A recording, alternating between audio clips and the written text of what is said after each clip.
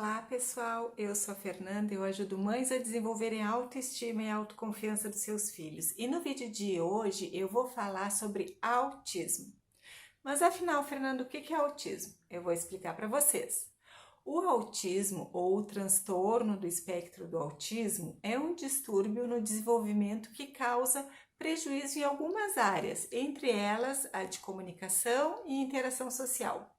É muito importante a gente poder entender que a condição pode variar muito. Não existe um só tipo de autismo. Ele se manifesta de uma maneira única em cada criança. O diagnóstico de uma criança com autismo, ele deve ser feito o mais cedo, o mais precoce possível, porque iniciar o tratamento cedo vai oportunizar que a criança alcance e desenvolva todo o seu potencial.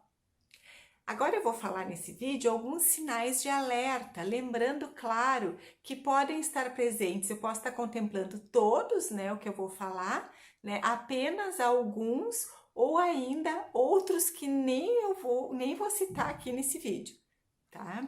Então, um aspecto que é bem importante são os relacionados a interações sociais, né? Então, as crianças podem ter dificuldade em olhar nos olhos dos outros, mesmo quando alguém fala com elas, né? Ter comportamentos inadequados. Quando eu falo em comportamentos inadequados, eu estou falando, por exemplo, rir, né? Ou mesmo gargalhar fora do contexto, né? Fora de hora. Geralmente se sentem algum desconforto ao ser abraçada ou beijada, apesar de eu já ter recebido crianças com autismo, né, que me abraçaram e que me beijaram ou que me permitiram fazer isso, tá, gente? Elas podem ter dificuldade em se relacionar com outras crianças, né? Preferindo então brincar sozinha, escolhendo sempre as minhas atividades. Isso é bem comum, né? Eles gostam de fazer as mesmas coisas, então escolhem sempre as mesmas atividades e os mesmos brinquedos. Uma área também que pode ser comprometida e que geralmente é o da comunicação, né? Então essa criança pode ficar calada por horas, né? E não responder mesmo quando a gente pergunta para ela. A criança pode fazer referência a si mesma usando palavras como o próprio nome ou então você. Ela pode também repetir perguntas que foram feitas para ela, né? Então você pergunta para ela, ao invés dela responder, ela responde com a mesma pergunta e ela pode fazer isso várias vezes. Ela pode manter a mesma expressão no rosto, né? Apesar também de já ter atendido crianças que fazem expressões faciais. Algumas delas não entendem os gestos e as expressões dos outros, né? Pode acontecer de não atender quando é chamada pelo nome, como se não tivesse ouvindo chamarem ela, né? Pode olhar também com o canto do olho quando se sente desconfortável.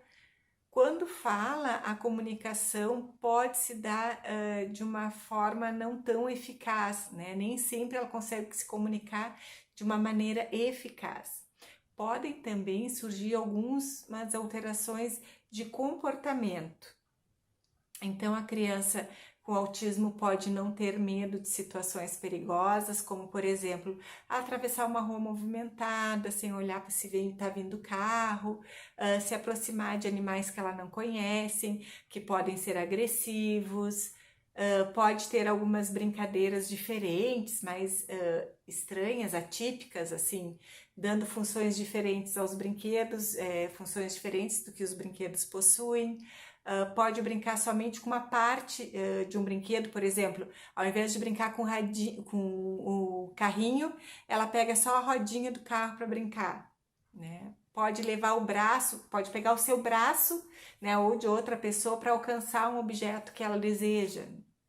Pode olhar, pode ficar muito tempo olhando para a mesma direção, parada, como se estivesse assim no mundo à parte, assim, né, com um olhar mais perdido. Ela também pode ter comportamentos estereotipados, pode ficar se balançando, né, para frente e para trás por minutos ou mesmo por bastante tempo, né? Pode torcer as mãozinhas ou os dedos, né, constantemente ou balançar eles, né? Pode ter dificuldade em se adaptar a rotinas novas, as coisas novas na sua rotina, né? A rotina é bem importante para eles. A saída dessa rotina pode dar uma agitação, podendo até em alguns casos a criança se autoagredir ou então agredir a terceiros. Pode ficar passando a mãozinha nos objetos ou ter fixação por água, por exemplo. Pode ficar agitado em ambientes muito barulhentos ou com muita gente, com muito estímulo.